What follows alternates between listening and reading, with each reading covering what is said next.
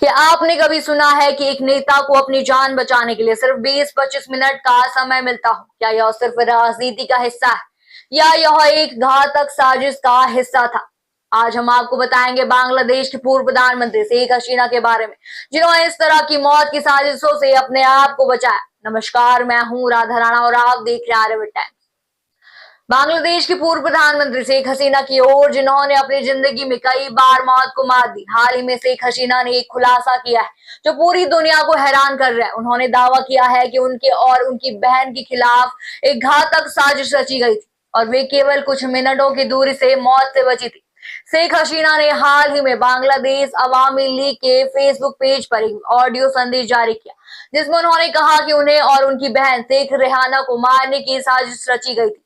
बांग्लादेश के राजनीतिक संघर्षों के बीच शेख हसीना और उनके परिवार पर कई बार हमले हुए, लेकिन इस बार साजिश कुछ ज्यादा ही खतरनाक थी। शेख हसीना ने खुलासा किया कि 21 अगस्त 2004 को हुए बम हमले के बाद उनकी जान बाल बाल बची। इस हमले में उनकी पार्टी कई लोग मारे गए थे और हसीना के जीवन को बचाने के लिए केवल अल्लाह की मर्जी थी।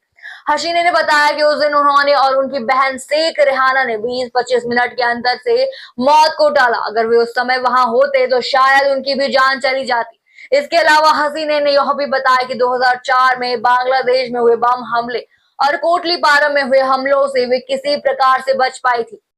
हसीना का कहना है कि अगर वे बांग्लादेश नहीं छोड़ती तो उनका हश्र भी बहुत बुरा हो सकता था। यह खुलासा शेख हसीना के जीवन के सबसे खतरनाक दौर का उजागर करता है, जहां उन्हें अपनी और अपनी बहन की जान की सुरक्षा के लिए लगातार संघर्ष करना पड़ा। शेख हसीना के जीवन में केवल निजी संघर्ष नहीं बल्कि राजनीतिक संघर्ष भी कम नहीं रहे। 1975 में उनके पिता और बांग्लादेश के संस्थापक शेख मुजीबुर रहमान की हत्या के बाद से शेख हसीना और उनके परिवार लगातार हिंसा और साजिशों का शिकार रहा।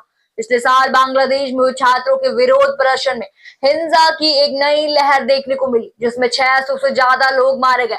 इस हिंसा में शेख हसीना के घर तक भीड़ घुस आई, जो बताता है कि बांग्लादेश की राजनीति कितनी खतरनाक हो चुकी है। लेकिन शेख हसीना ने कभी हार नहीं मानी। उन्होंने बार बार साबित किया कि वह सिर्फ एक नेता नहीं बल्कि एक संघर्षशील इंसान भी है, जो अपने देश के लिए अपने परिवार की जान को खतरे में डालकर काम करती है। उनका कहना था कि अल्लाह ने उन्हें और उनकी बहन को बचाया ताकि वे और कुछ कर सके, ताकि बांग्लादेश को उन्नति की ओर ले जा सके। यह घटना सिर्फ शेख हसीना के जीवन की एक वानगी है, बल्कि बांग्लादेश के राजनीतिक परिदृश्य की भी एक कड़वी सच्चाई है।